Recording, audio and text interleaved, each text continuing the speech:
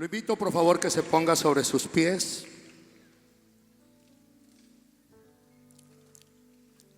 Si alguien tiene curiosidad de saber, mi esposa es mexicana, del estado de Oaxaca, donde se hacen las tlayudas, uno de los moles más ricos de la República Mexicana.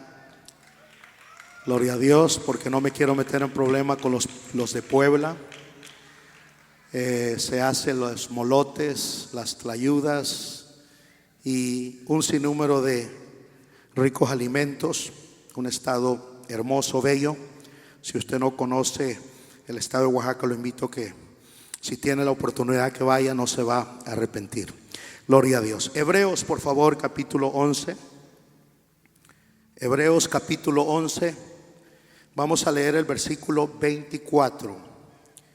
Hebreos capítulo 11, versículo 24, por favor, hasta el versículo 27.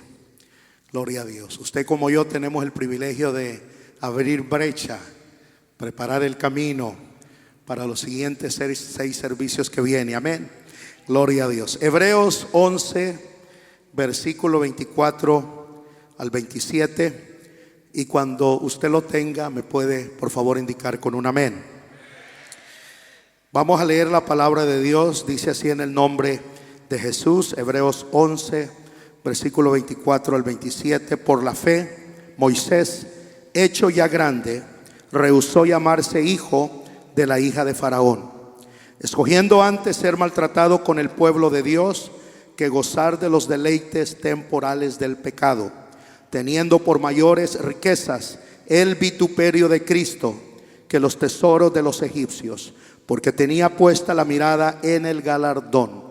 Verso 27. Por la fe dejó a Egipto, no temiendo la ira del rey, porque se sostuvo como viendo al invisible. Porque se sostuvo como viendo al invisible. Quiero hablar bajo el tema como viendo al invisible. Levante sus manos conmigo. Padre, nos acercamos una vez más delante de tu presencia, dándote gracias por su amor, por su bondad. Gracias por su fidelidad. Queremos bendecirte, queremos glorificarte.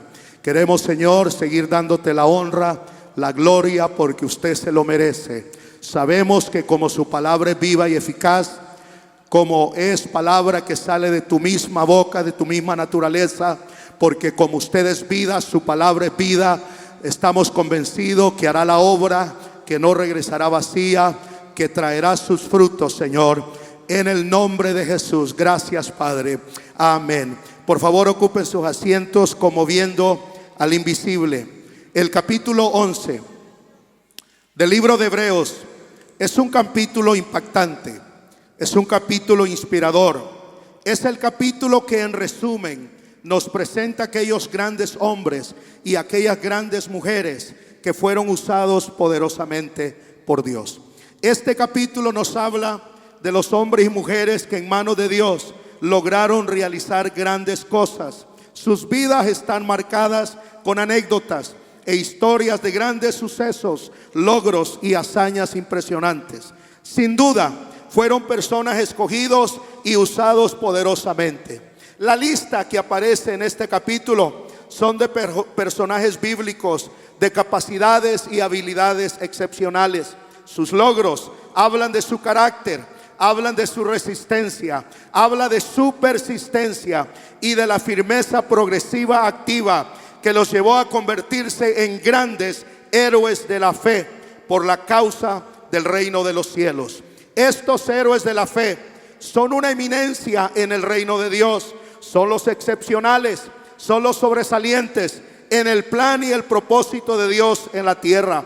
Nombres como Abel, cuya ofrenda sigue dando testimonio. Un Noé, cuya fe fue instrumento que salvó a la humanidad de una aniquilación segura.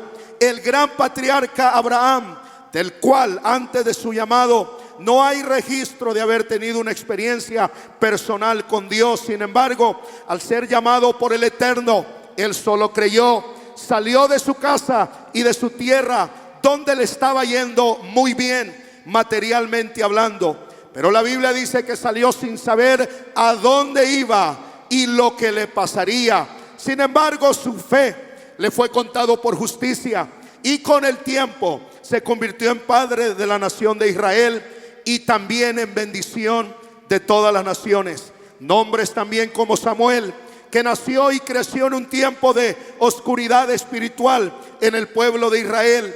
Él fue formado en el silencio, y en el tiempo de la manifestación fue una luz de esperanza y una luz de vida para el pueblo, llegándose a convertirse en uno de los sacerdotes más queridos, por no decir el más querido.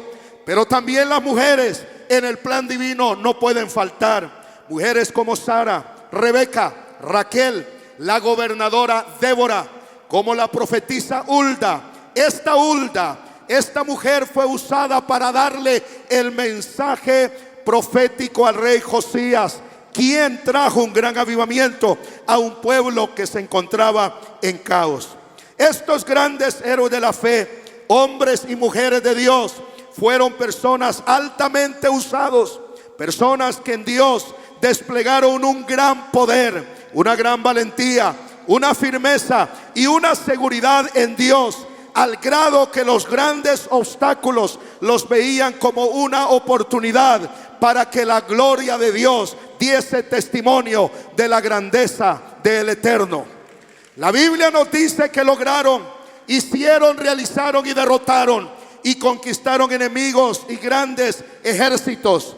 Todos estos poseían un elemento esencial, poseían una firme seguridad, un convencimiento total en Dios y en su poder. Leyendo este capítulo 11 de Hebreos y basándonos en lo que estos héroes de la fe lograron, pareciera que la fe de este nivel es algo mágico o es algo preparado exclusivamente para unos cuantos selectos. Pareciera que la fe de estos hombres es una fe que se obtiene automáticamente.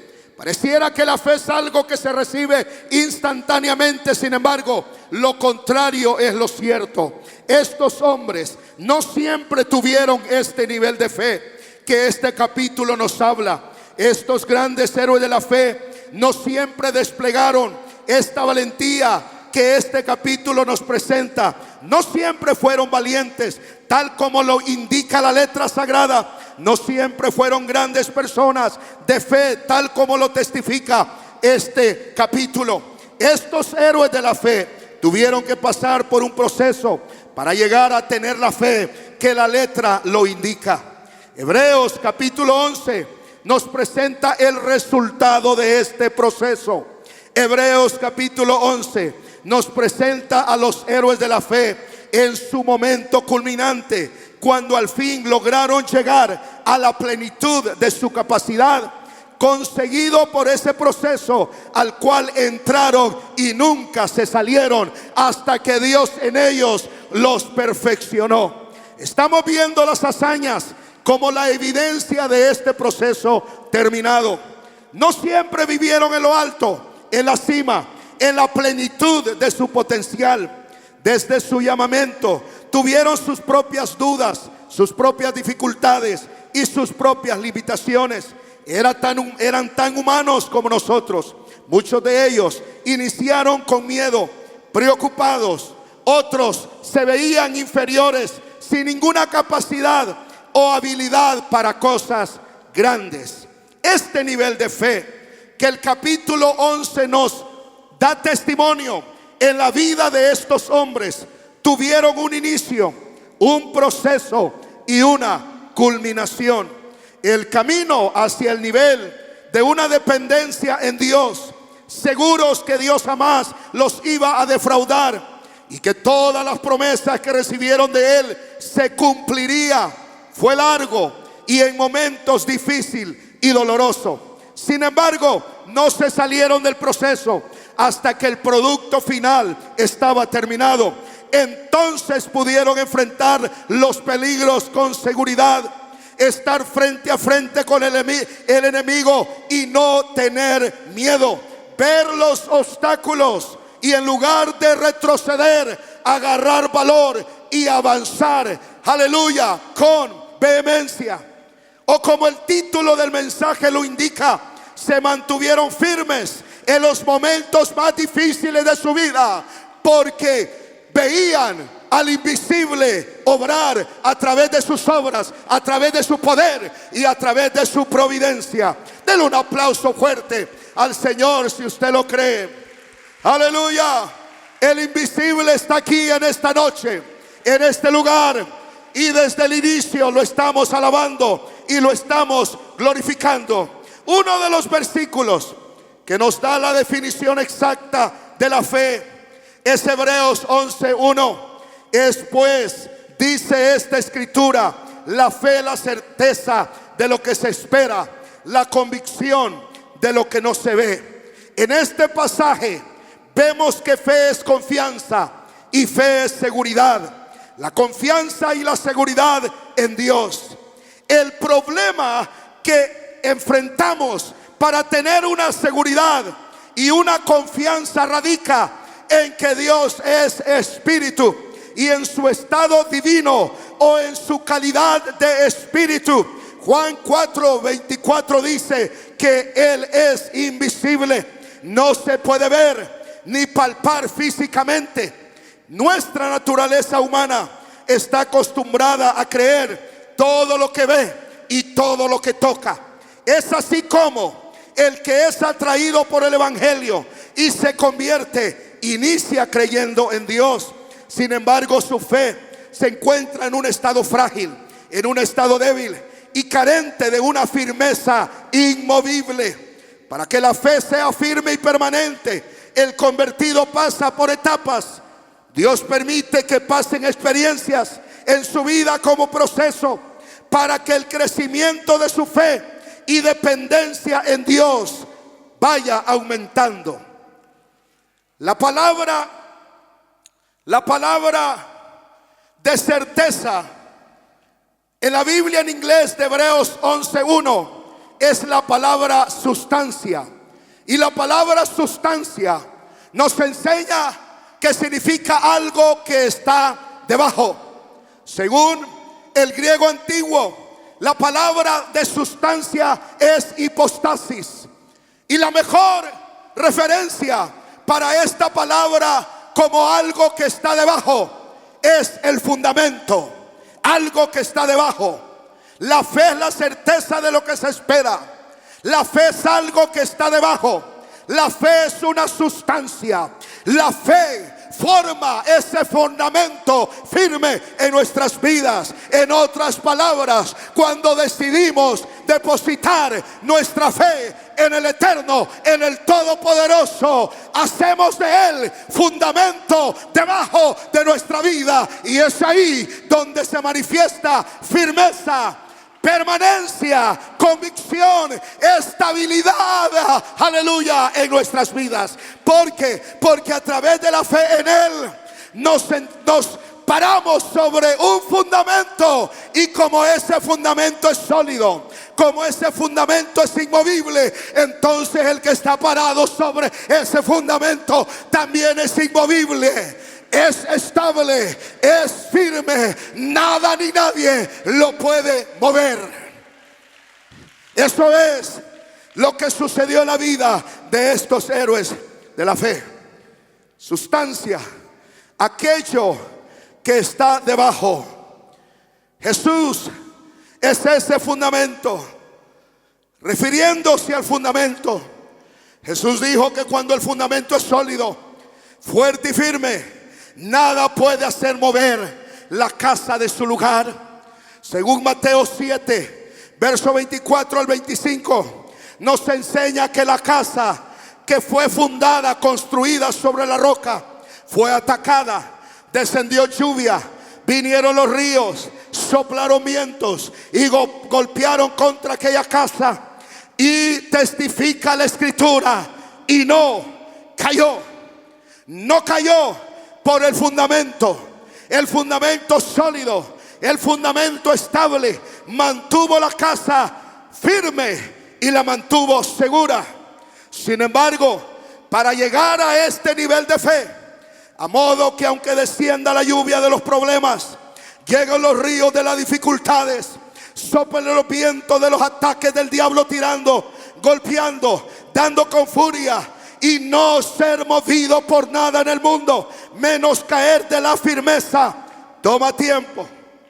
Referente al proceso donde la fe inicia, continúa su aumento y llega al final a ese nivel de dependencia plena en Dios. Jesús dijo que es como la semilla de mostaza. En Mateo 17:20, Jesús dijo que debemos de tener la fe como un grano de mostaza. Y luego pasa a explicarnos que es la fe la que se mueve en aquello que humanamente es imposible, pero como se mueve en fe, entra el que para él nada es imposible, y lo que era imposible se hace posible. Aleluya. Mateo 17:20. Aquí Jesús no está diciendo que la fe debe de ser pequeña o debe de quedarse pequeña. Más bien está dando a conocer el comienzo de la fe. Está indicando que la fe tiene un inicio, un comienzo. Ese comienzo inicia en la conversión por medio del evangelio. La semilla en la fe del convertido vino en forma de evangelio. Sin embargo, juntamente con el crecimiento del convertido, también crece y aumenta la fe en su vida. Pues en otro pasaje referente al grano de mostaza, Jesús dijo en Marcos 4, verso 31 al 32, que es como el grano de mostaza, que cuando se siembra en tierra es la más pequeña de todas las semillas que hay en la tierra, pero después de sembrado crece y se hace la mayor de todas las hortalizas y echa grandes ramas. La fe tiene un inicio, pero también un desarrollo y una culminación. Para lograr tener la fe, la confianza y la seguridad en Dios en los momentos difíciles, en los momentos complicados, en los momentos de aflicción, y todavía mantenernos firmes como viendo al invisible, hay que pasar el proceso. En este proceso es que nuestro nivel de confianza y seguridad en Dios va creciendo. Crece llegando al punto de estar convencido que con Jesús a nuestro lado somos invencibles. Esta fe crece cuando dejamos que Dios obre en nuestras vidas, cuando dejamos que Dios trabaje en nuestras vidas de una manera continua y permanente. Cuando el Hijo de Dios le dice: sigue obrando en mi vida, sigue trabajando en mi vida, sigue tocando mi corazón. Aquí está mi mano, aquí está mis pies, aquí está mi boca, aquí está mi mente, aquí está mi vida. Haz de mí lo que quieras, toca mi vida, transforma mi vida. Me humillo delante de tu presencia. Esa fe sigue creciendo al punto de creer que con Él a nuestro lado somos invencibles.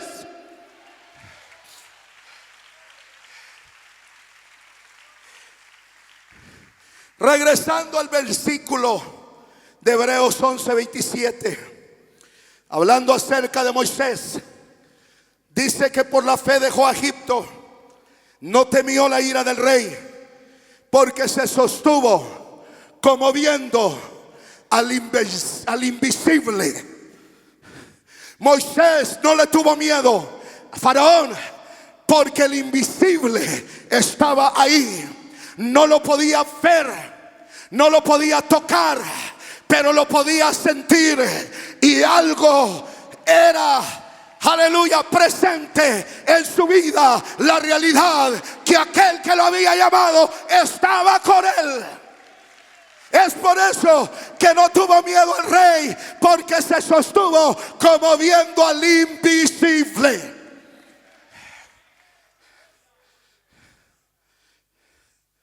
Pero Moisés no siempre tuvo una fe al grado de ver a Faraón y no tenerle ni una gota de miedo.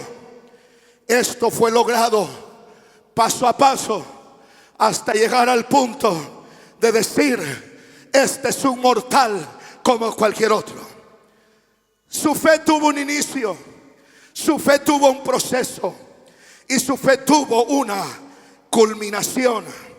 Notamos por la misma escritura que para llegar a ese nivel, como lo indica Hebreos 11:27, a dar testimonio de que Moisés se mantuvo firme, de que Moisés se sostuvo como viendo al invisible, tuvo que pasar por un proceso. Primero, tenemos que regresar al llamado. Este llamado lo vemos en el capítulo 3, en el versículo 7 en adelante. Dios le habla y le dice: dijo luego Jehová, bien he visto la aflicción de mi pueblo que está en Egipto, y he oído su clamor a causa de sus exactores, pues he conocido sus angustias, y he descendido para librarlos de mano de los egipcios y sacarlos de aquella tierra a una tierra buena y ancha, a tierra que fluye leche y miel, a los lugares del cananeo, del eteo, del amorreo, del fereceo, del heveo y del jebuseo. El clamor pues de los hijos de Israel ha venido delante de mí, y también he visto la opresión con que los egipcios los oprimen. Ven, por tanto, ahora, y te enviaré a Faraón para que saques de Egipto a mi pueblo, los hijos de Israel. Pero Moisés no se alegró, Moisés no se puso contento. Moisés nos dijo: que bueno, al fin Dios va a libertar al pueblo de Israel, y qué bueno que yo soy el privilegiado, qué bueno que yo soy a quien Dios ha elegido. Su respuesta fue lo contrario. Respondió Moisés en Éxodo 3:11: ¿quién soy yo para que vaya a Faraón y saque de Egipto a los hijos de Israel? Soy un pastor de ovejas, no tengo ejército, salí huyendo de donde me quieren enviar. ¿Cómo los voy a libertar? Eso fue lo que él dijo. ¿Quién soy yo para que vaya a Faraón y saque de Egipto a los hijos de Israel? Solo soy un pastor de ovejas, no tengo ejército, solo tengo mi esposa y mi hijo. Pero Dios le dice en Éxodo 3:12: yo estaré contigo. Moisés responde en el verso 13: si regreso a Egipto y les digo que el Dios de vuestros padres me ha enviado, ellos me van a pedir una explicación, y yo qué les voy a contestar. Y es ahí donde el Señor le profetiza y le dice el desenlace, de lo que va a suceder. Del verso 14 en adelante, Dios responde y le dice: yo soy el que soy. Y dijo: así dirás a los hijos de Israel: yo soy, me envió a vosotros. Además dijo Dios a Moisés: así dirás a los hijos de Israel: Jehová, el Dios de vuestros padres, el Dios de Abraham, Dios de Isaac y Dios de Jacob, me ha enviado a vosotros. Este es mi nombre para siempre, con él se me recordará por todos los siglos. Ve y reúne a los ancianos de Israel y diles: Jehová, el Dios de vuestros padres, el Dios de Abraham, Isaac y Jacob, me apareció diciendo: en verdad os he visitado y he visto lo que se os hace en Egipto. Y sucesivamente hasta el verso 22, el Dios le está diciendo: vas a regresar, vas a reunir a todos los ancianos, les vas a contar que soy el Dios de Abraham, Isaac y Jacob, y por medio de ti los voy a libertar, y cumpliré la promesa hecha a Abraham, Isaac y Jacob, que su descendencia heredaría una tierra que fluye leche y miel, tierra de Canaán. Van a salir, los voy a llevar a Canaán, ellos te van a creer, y luego se van a presentar ante Faraón. Al principio les dice Dios: Faraón no va a querer dejarlos ir, al contrario, endurecerá su corazón. Pero yo he preparado juicios sobre la casa de Faraón, y al final os dejará ir. No solo os dejará ir, les va a dar a ustedes libertad para que se lleven todo lo que quieran, y así despojaréis a el pueblo egipcio. Pero Moisés, en lugar de alegrarse y creer, Moisés responde: en Éxodo 4:1, he aquí que ellos no me creerán ni oirán mi voz, porque dirán, no te ha aparecido Jehová. Si ellos no me creerán, menos Faraón. Aleluya. Y luego Dios le dice, ¿qué tienes en tu mano? Una vara, tírala. Y al tirarla se convirtió en culebra. Y dice que Moisés huía. Y Dios le dijo, agárralo por la cola. Y la agarró por la cola y se volvió a convertir en vara nuevamente. Le dijo, mete tu mano en tu seno. Y metió su mano en su seno. Y al sacarla estaba llena de lepra. Y le dijo, vuelva a meterla. Y cuando lo volvió a meter y a sacar, regresó a su normalidad como su otra mano. Estas dos señales vas a llevar y las vas a manifestar. Y si aún no creen, aleluya, le vas a decir a Aarón, tira la vara. Y cuando la vara toque las aguas, todas las aguas se convertirán en sangre. Moisés no dijo, Señor, hubiéramos comenzado por las señales, hubiéramos comenzado con tu poder, por ahí hubiéramos comenzado, me hubieras mostrado tu gloria, me hubieras mostrado tu poderío, me hubieras mostrado tu naturaleza, aleluya, gloriosa. Moisés no dijo eso. Moisés responde en Éxodo 4:10, ¡ay, Señor! ¡Ay, Señor! Nunca he sido un hombre de fácil palabra, ni antes, ni desde que tú hablas a tu siervo, porque yo soy tardo en el habla y torpe de lengua. En otras palabras, no estoy preparado, no estoy en la altura para presentarme y hablar ante Faraón. Moisés está diciendo, yo soy el problema, yo no me creo suficiente. Y Faraón es un gran problema.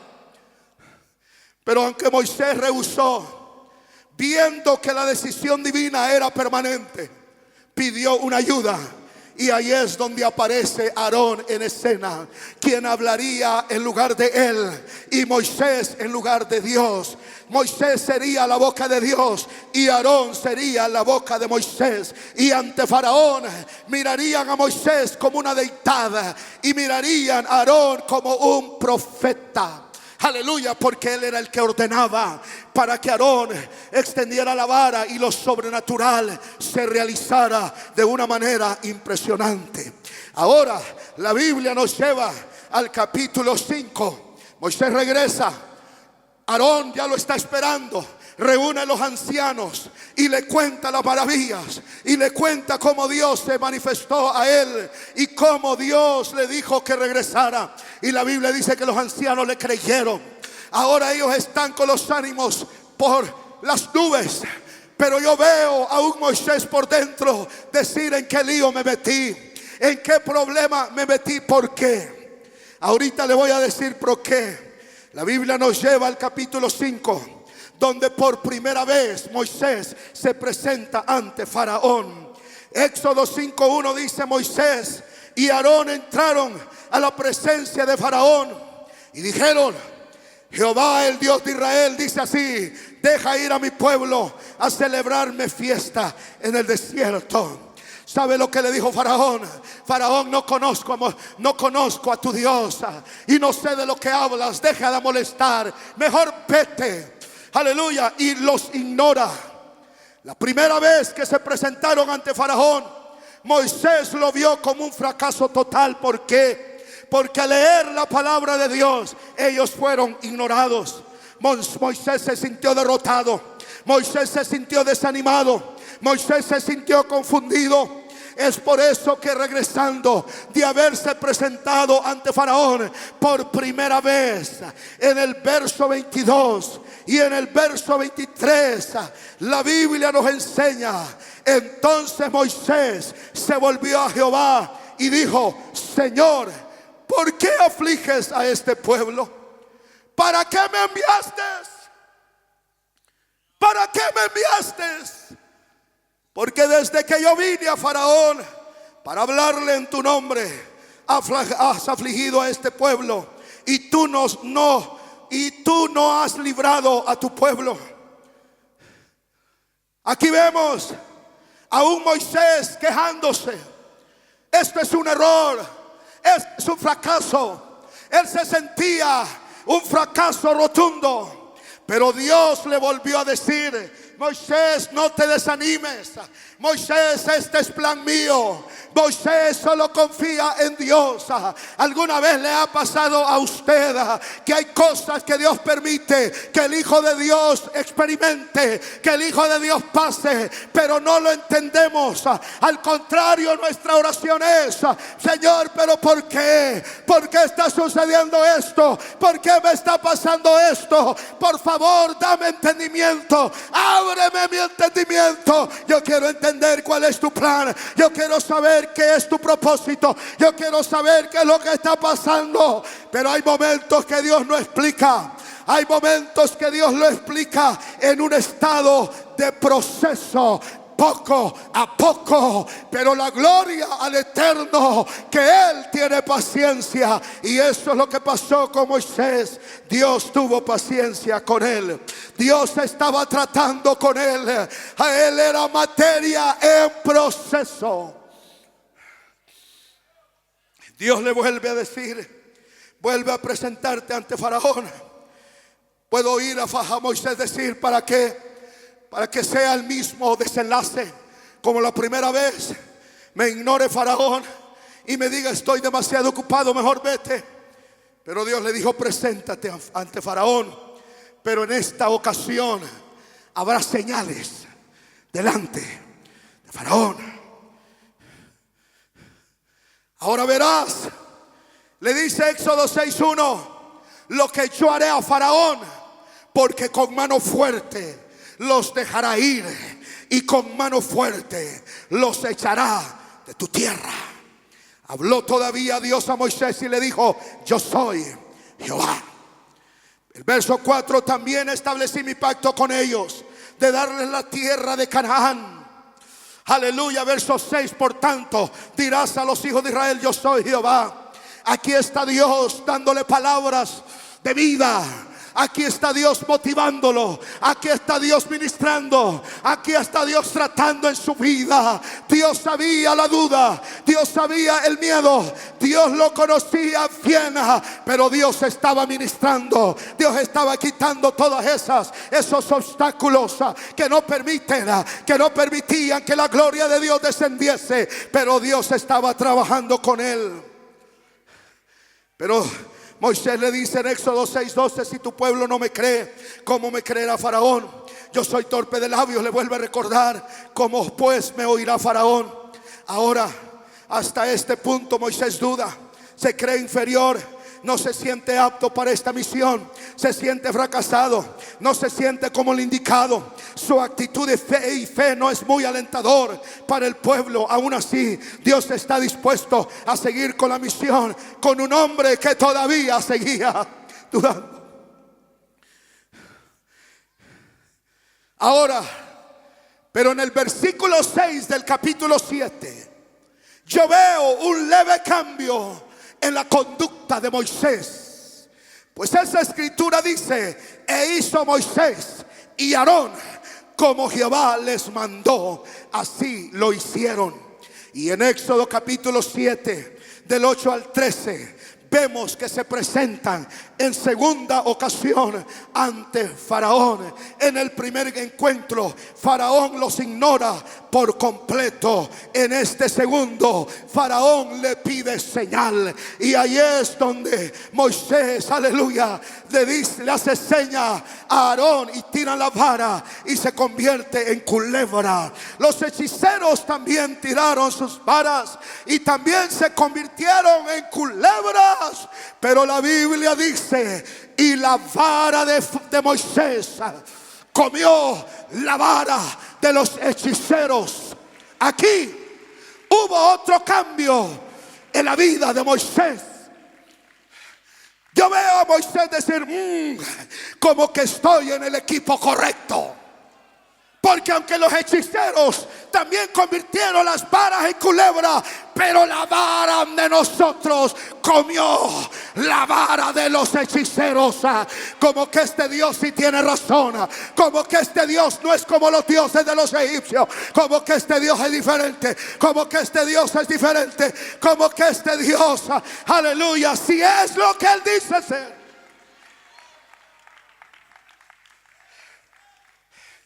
Pero Moisés todavía no está preparado para ver a Faraón y no dudar por un minuto.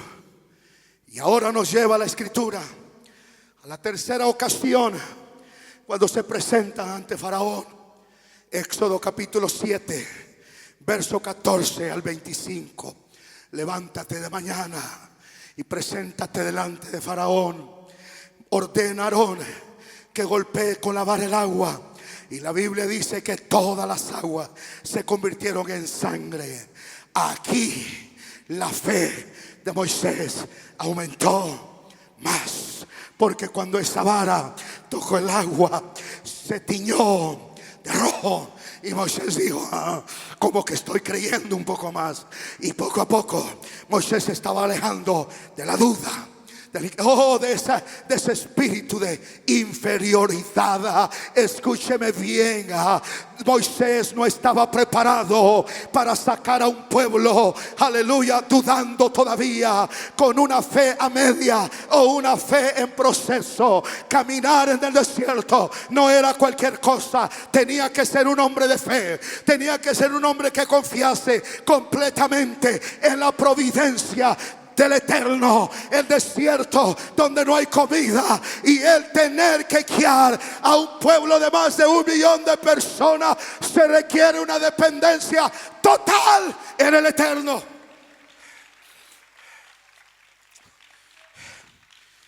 Cuarta ocasión que se presenta ante Faraón, y es la segunda plaga, y es la plaga de las ranas.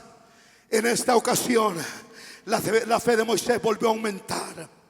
¿Sabe por qué? Porque en las plagas de la rana hay un cambio en Faraón. Faraón mostró signos de un mortal.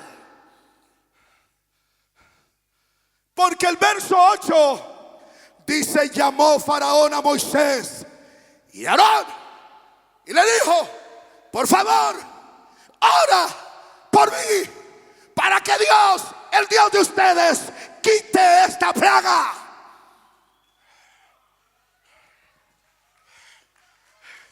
Moisés dijo: qué bueno que no me resistí mucho. Qué bueno que Dios no se desesperó conmigo. Qué bueno que Dios tuvo paciencia con este corazón incrédulo. Como que ya estoy creyendo. Pero había algo que todavía no le permitía creer completamente. Y es que hasta este punto, hasta las ranas, segunda plaga, los hechiceros hicieron lo mismo. Para que él creyera completamente en su Dios, no tenía que haber ningún poder que igualara al poder del Eterno.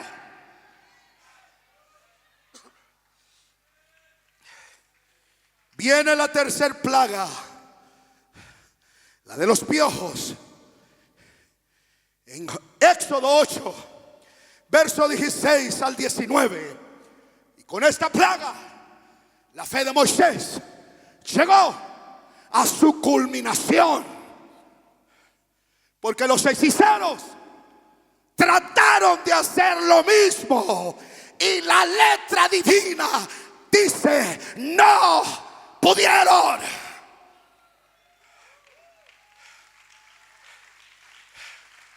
Y si eso fuera poco, se presentaron todo alarmados, llenos de miedo ante Faraón.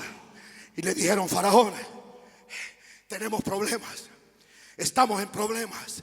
Esto es dedo de Dios. Esto es dedo de Dios. Y aquí Moisés llegó a su culminación. Hay momentos que Dios permite que sus hijos pasen por el proceso, porque es la única manera para llegar a confiar completamente en aquel que nos dio la vida.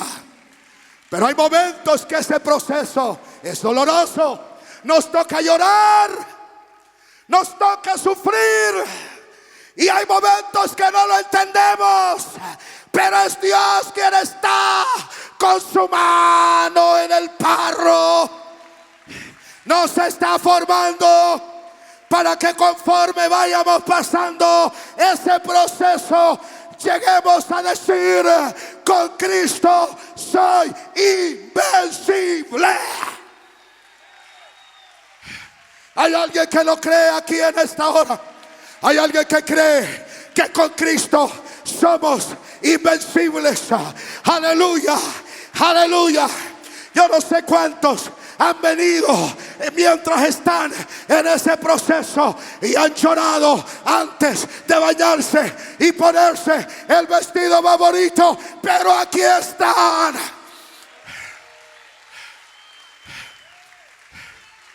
Es Dios.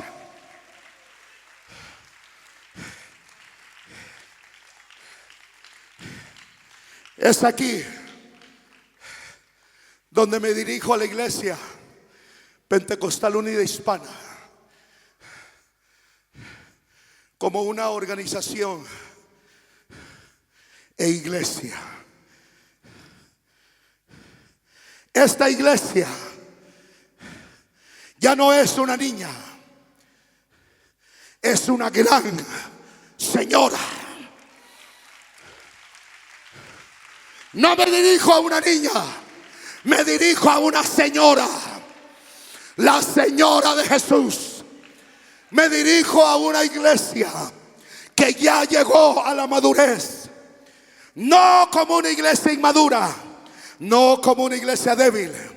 Me dirijo a esta iglesia como una iglesia que ya pasó por el proceso y ha llegado al nivel de firmeza en la soberanía de Dios. Esta iglesia no está en pie por sí solamente.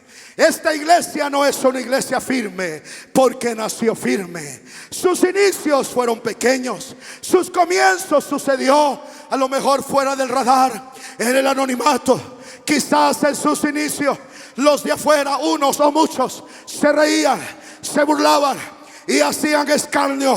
Sin embargo, esta iglesia, teniendo un inicio, también tuvo un desarrollo maravilloso. Y es en este desarrollo que pasar por el proceso lo llevó a este nivel en el cual ahora se encuentra en ser una gran y poderosa iglesia. Le quiero recordar que usted es parte de esta gran iglesia. Le quiero recordar que usted es parte de esta iglesia. Recuerdo hace 25 años, un pastor, también del nombre, cada vez que me hablaba y preguntaba por la iglesia, no se refería a la iglesia como iglesia, porque él se basaba en que nosotros éramos pocos. Y en lugar de decir cómo está la iglesia, él decía: ¿cómo está su grupito? ¿Cómo está su grupito? Y yo, por respeto, como un buen lenca que soy, pacífico y tranquilo, me mantenía en mi estado de cordura, pero por dentro me daba ganas de agarrarlo y hacerlo trizas, porque no es un grupito. Dios me envió a pastorear una iglesia. Dios me envió a pastorear su iglesia. Y esa iglesia que parece pastor era un grupito. Aleluya, 27 años después, todavía estamos alabando, todavía estamos glorificando, todavía estamos exaltando al que vive por los siglos de los siglos. Permítame recordarle, amado hermano, hermana, usted no pertenece a una iglesita, usted pertenece a la iglesia de Jesucristo. Una iglesia cuyo fundamento es... Una iglesia cuyo fundamento es... Y como el fundamento es Jesús, le quiero recordar esta iglesia es invencible.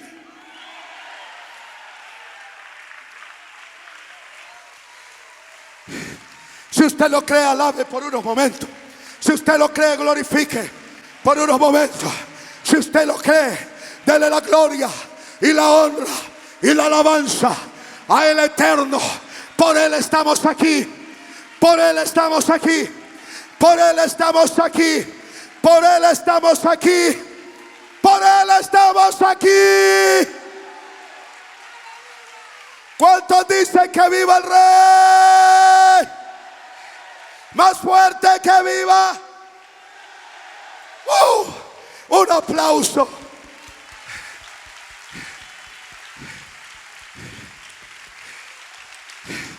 Es más, estaba leyendo hoy en la mañana una porción bíblica, Primera de Pedro 1, verso 3.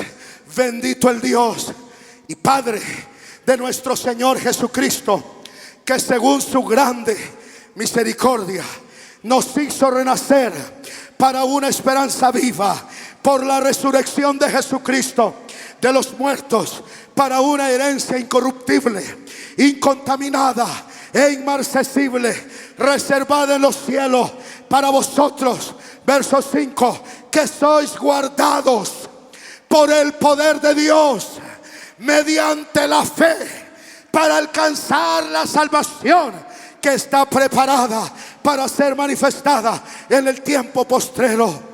Dice el versículo 7: para que sometida a prueba vuestra fe, mucho más preciosa que el oro, el cual aunque perecedero se pruebe con fuego, sea hallado en alabanza, gloria y honra cuando sea manifestado Jesucristo.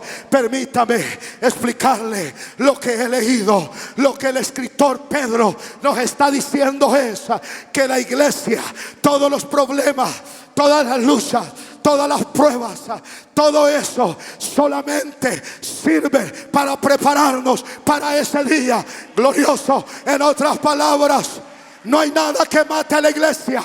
No hay problema que mate a la iglesia. No hay prueba que mate a la iglesia, porque la iglesia está en la perfecta voluntad del Eterno. No hay nada que le suceda a esta iglesia que Dios no lo permita.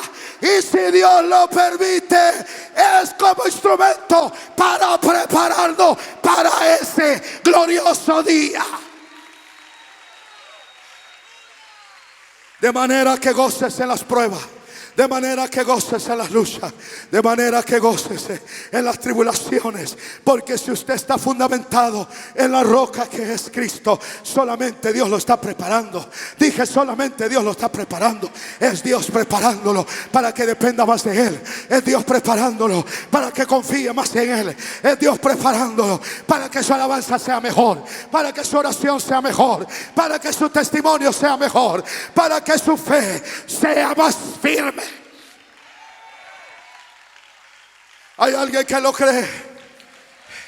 Hay alguien que lo cree. Hay alguien que lo cree. El apóstol Pablo dijo: ¿quién me podrá separar? Póngase por favor sobre sus pies. Aleluya. Aleluya. Aleluya. Aleluya. Aleluya.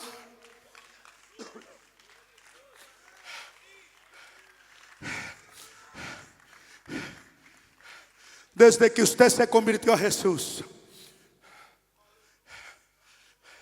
se ha formado en sus vidas anécdotas, historias del gran poder de Dios.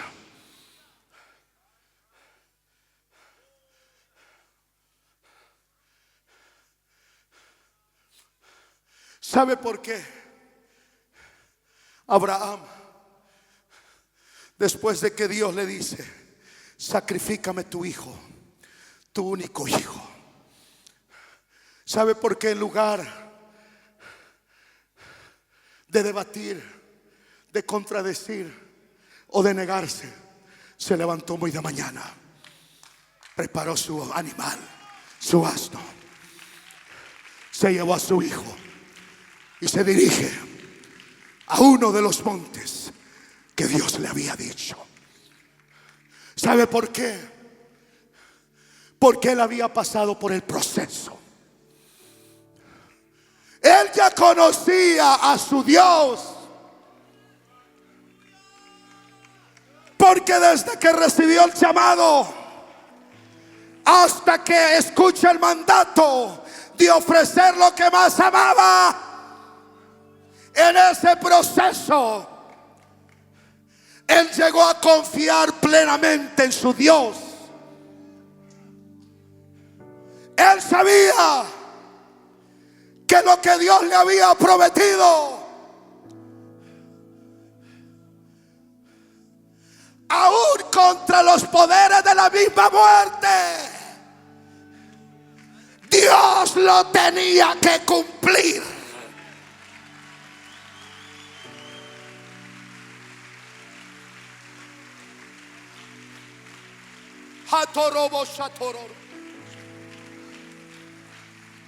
¿Sabe por qué usted está aquí? Porque usted ha pasado por el proceso. Han habido momentos que ha querido tirar la toalla. Han habido momentos donde se ha sentido que no tiene ayuda. Han habido momentos de soledad.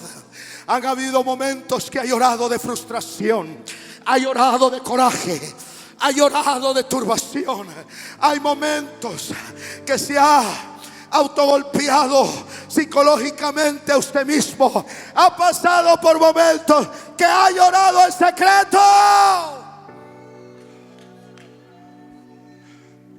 Pero eso no nos ha matado,